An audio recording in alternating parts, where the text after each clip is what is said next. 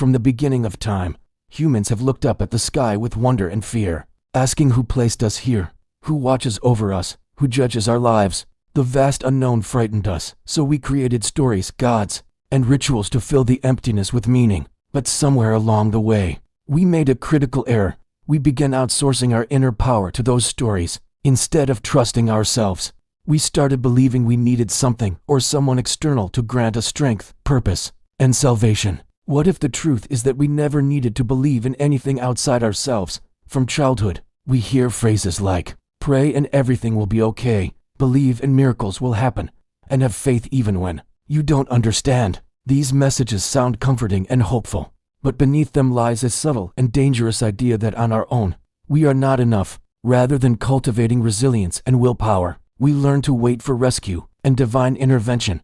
We outsource our ability to cope and grow to external forces, and society rewards this behavior. Belief systems, whether religious, cultural, or political, are like software programmed into us early on, designed to process fear and uncertainty by providing structured answers and ready-made comfort. They teach us that everything is part of a grand plan. But what if there is no plan, only cause and effect? The real danger emerges when belief replaces effort, courage, and action. True willpower is the real miracle. It is the ability to choose what's difficult even when taking the easy path feels tempting. It means saying, "I will keep going even though I'm tired. I will stand for myself even when I'm scared. And I will do what's right even when no one is watching." Willpower is not a gift from the universe or a blessing bestowed by gods. It is something we train, grow, and strengthen within ourselves. Unlike belief, willpower is entirely within our control. Many people feel stronger after visiting a temple, church, or mosque because they believe a higher power has validated them. But the truth is, the strength was already inside them. The rituals only gave them permission to feel it. The placebo effect works not because of divine intervention, but because of belief itself. Imagine the power we'd unlock if we stopped needing external permission to believe in ourselves. Stories abound that illustrate this point.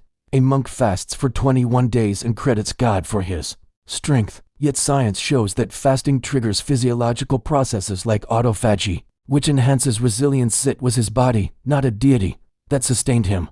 An athlete prays before every race and thanks God upon winning, but her victory results from hours of daily training, strict diet, and sacrifice. A woman survives a near-death illness and calls it a miracle, but it was medicine, doctors, and her immune system that fought for her life. Instead of romanticizing survival as divine miracles, perhaps it's time we honor the remarkable strength of humans.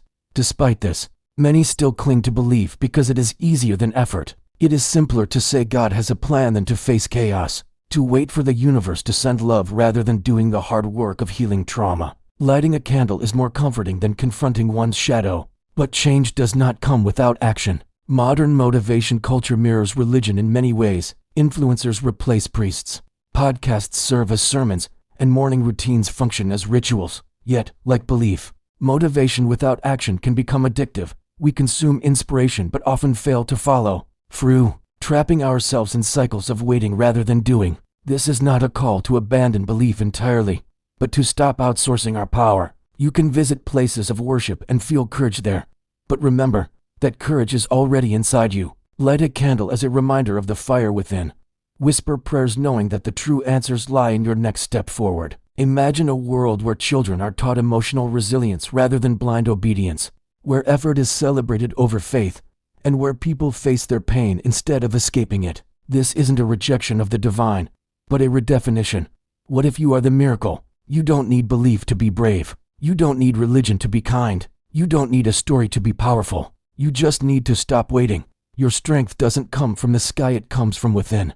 And once you realize that, no belief can contain you, not even this one,